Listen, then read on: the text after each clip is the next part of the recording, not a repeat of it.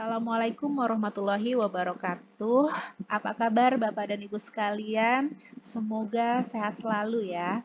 Pada video kali ini saya akan menyampaikan tutorial terkait bagaimana melakukan dan mengisi penilaian mandiri sistem pengawasan post-market industri rumah tangga pangan.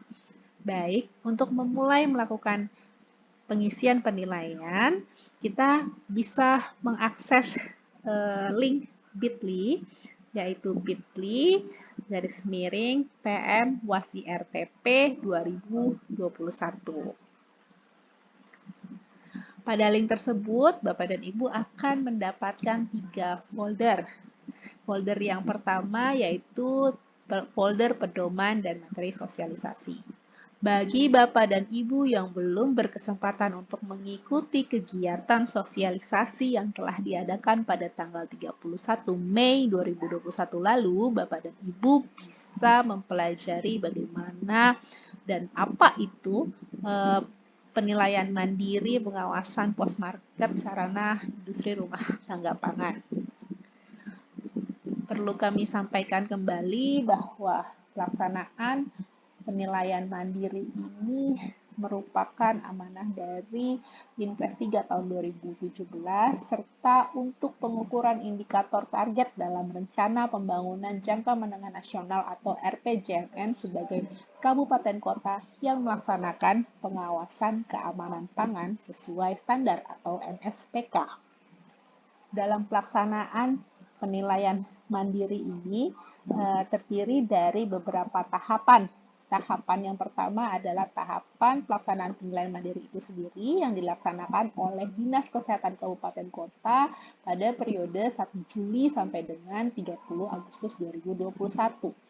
Sehingga batas akhir pengisian adalah 30 Agustus 2021. Selanjutnya, hasil penilaian mandiri tersebut akan diverifikasi oleh PT BPOM selama periode 1 September sampai dengan 30 Oktober 2021. Dan selanjutnya adalah pelaksanaan rekapitulasi hasil verifikasi dan penyiapan laporan pada November 2021. Hasil dari penilaian mandiri ini dapat menjadi input untuk pemberian penghargaan atau reward Kabupaten Kota Pangan Aman. Selain itu, juga terdapat buku pedoman penilaian mandiri. Dalam buku pedoman ini, Bapak dan Ibu dapat mendapatkan informasi yang komprehensif terkait bagaimana sistem pengawasan pangan nasional dan juga sistem pengawasan pangan di tingkat kabupaten kota dan juga penjelasan detail terkait pelaksanaan penilaian mandiri, dasar hukum, tujuan, ruang lingkup, sasaran, dan juga ketentuan penilaiannya. Pada pedoman ini juga Bapak dan Ibu bisa mempelajari setiap aspek yang akan dinilai, apa saja kriterianya, indikator, dan data dukung yang diperlukan. Contohnya adalah aspek ketersediaan SDM untuk ketersediaan pendanaan. Di sini indikator yang dijadikan kriteria adalah ketersediaan anggaran dalam APBD murni yang dapat digunakan untuk melaksanakan pengawasan sesuai target yang ditetapkan. Sedangkan data dukung yang diperlukan adalah dapat berupa dokumen atau kutipan penganggaran atau juga informasi terkait target pengawasan yang didukung oleh APBD tersebut. Bapak dan Ibu bisa melihat ya bahwa indikator dan data dukungnya semua ada di highlight pada kotak warna biru sehingga mudah untuk dipelajari. Selain itu, kami juga sudah menyediakan manual pengisian melalui link bit.ly untuk pengisian penilaian mandiri ini. Juga terdapat file sosialisasi yang sudah dilaksanakan pada tanggal 31 Mei. Sehingga Bapak dan Ibu mungkin bisa nanti melihat kembali hal-hal yang memang penting untuk diketahui dan diperhatikan. Di sini sudah sangat jelas terkait indikator dan data dukung yang diperlukan. Baik, kita akan mulai melakukan penilaian mandiri. Pertama, Bapak dan Ibu silakan mengakses folder formulir pengisian. Kemudian pilih provinsi di mana kabupaten kota Bapak Ibu masuk dalam wilayah provinsi tersebut. Misalnya contohnya adalah Provinsi Papua.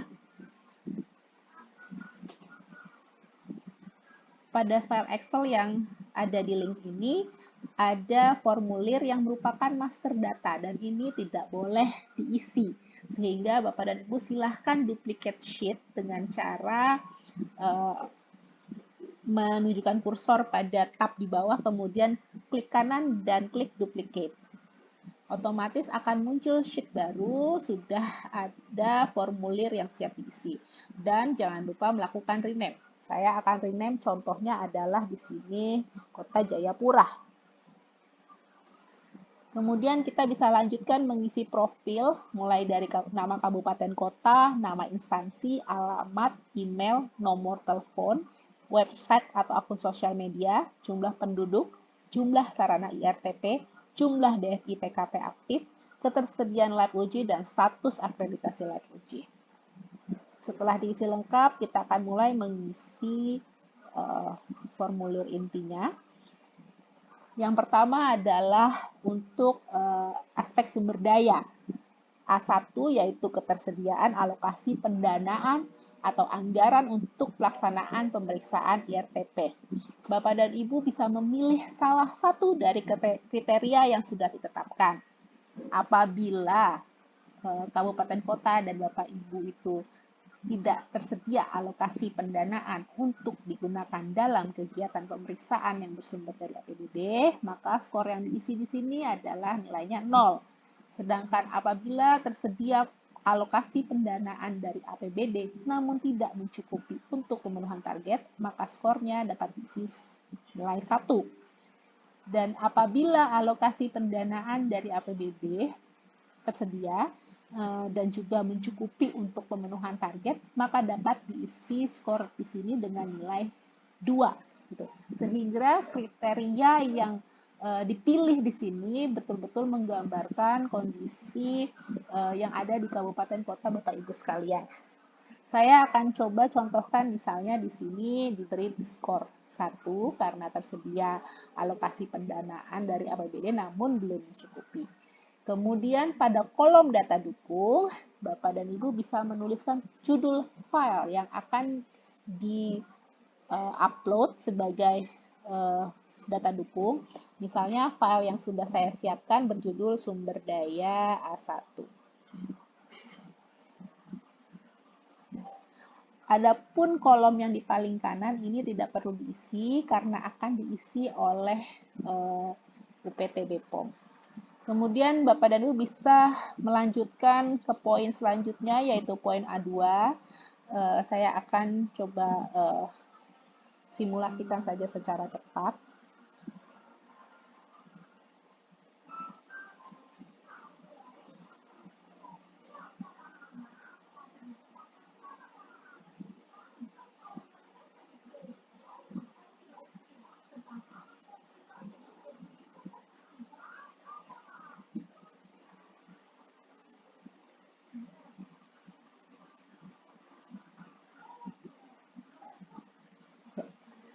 Setelah diisi di sini, otomatis akan muncul nilai. Bapak dan Ibu tidak perlu mengedit dan tidak boleh mengubah.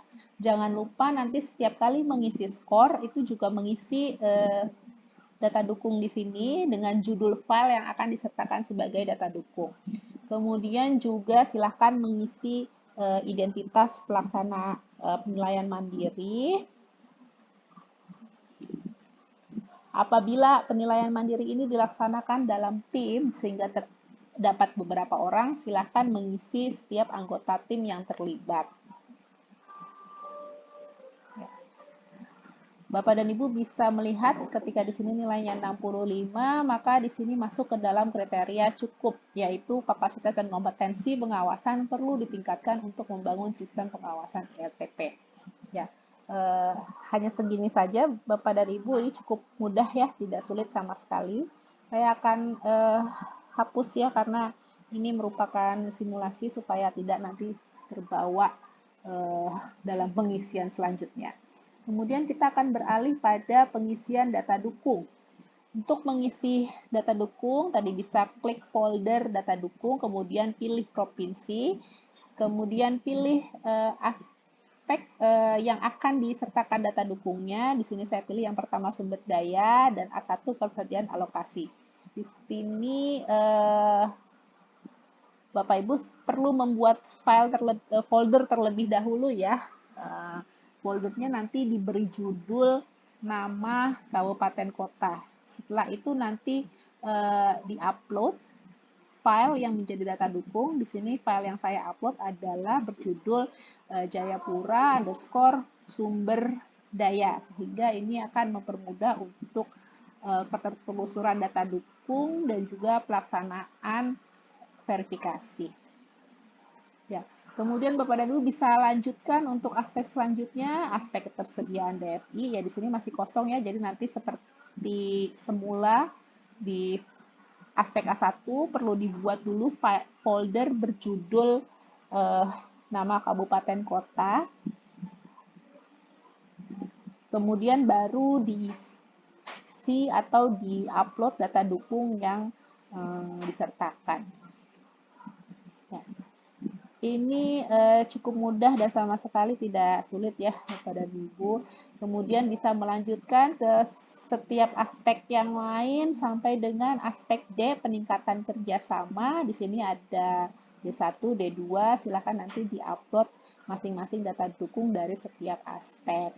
Gitu.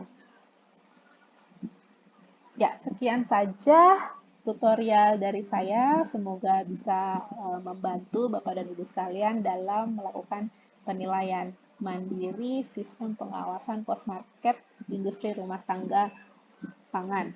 Terima kasih atas perhatian dari Bapak dan Ibu sekalian. Wassalamualaikum warahmatullahi wabarakatuh. Salam sehat selalu.